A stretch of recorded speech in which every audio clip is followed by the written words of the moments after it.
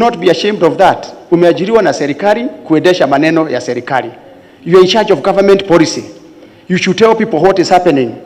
Sometimes I wonder when I see a chief in a meeting na amemaliza kusema bila kusema maneno ya cha. Na watu wako tu kwa mkutano, unaona chief amekaa tu and is not mentioning even of what the government is doing. You should be an agent. Ukienda kwa mkutano, waambia watu ile tumefanya na ile hatujafanya, kubali hatujafanya. We have a caucus of MPs now. We are having interactive meetings with our people. And we have been doing so. That is what I'm doing tomorrow at Sosian. That is what we shall be doing in Mererie. We were in Lorien doing so. We are asking our people, and we are not ashamed. What is this that people are complaining of that the government has not done? Because those questions should be there. And because people respect you, if you are feared, you are not supposed to be a chief. You only want chiefs who are respected. First, you are chief in that area. Number two, you are an elder in that area. A father, an uncle, a cousin, and some of them are pastors where they go to church or church elders. Why don't we have that conversation with our people? Tuwaulize vizuri, okay, hii area yetu tunalalamika. Can I know, because I have access to mheshimiwa, I have access to MCA, what is really ailing us? You know, surprisingly, Waziri, we are being fought as a government, but when you stand and ask people what is your complaint, what is this thing that government has really offended you, they will give you 2 things, but they will give you 4 things that the government has done. Maneno ya ine, mawili serikali haijafanya, maneno ine ambaye serikali imefanya. In most cases, they will give you 10. Like where I am, hapa Nanyuki town. Ukiwauliza ni serikali ni kitu gani ilisema itafanya haijafanya. Sasa they have changed goalposts. Watakwambia haijamaliza. Ni ile ya uhuru ama ni ya serikali? Ya serikali hii. Why don't we then let our people learn how to appreciate ile kitu kidogo wamepata? Not always whining, complaining.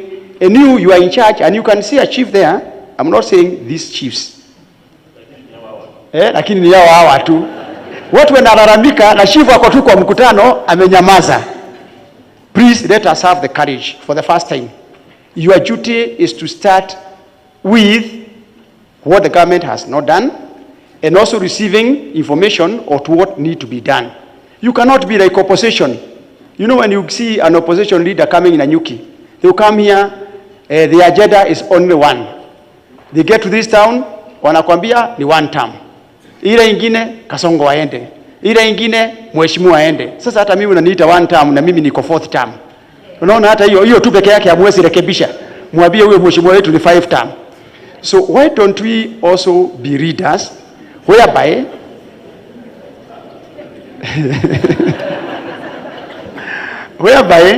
we start our meetings, proper interaction.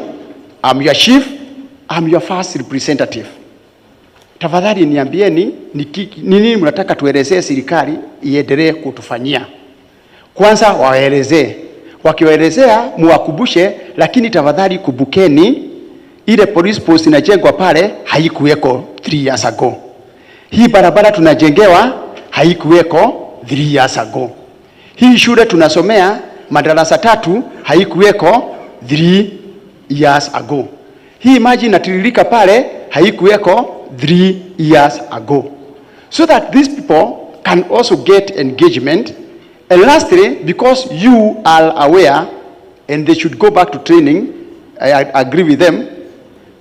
So because you are aware of what is expected of government, tell them what is expected of government. Number 4, sijui kama niko number 4 or number 5, let them also know what is expected of the county government. Because again, Waziri, unakuta serikali imesogeshwa na watu wamesahau there is a government called county government. Why don't you be able also to disseminate this information? Waambie watu, this is the work of county government, this is the work of national government. Wacha kila mtu abebe mzigo.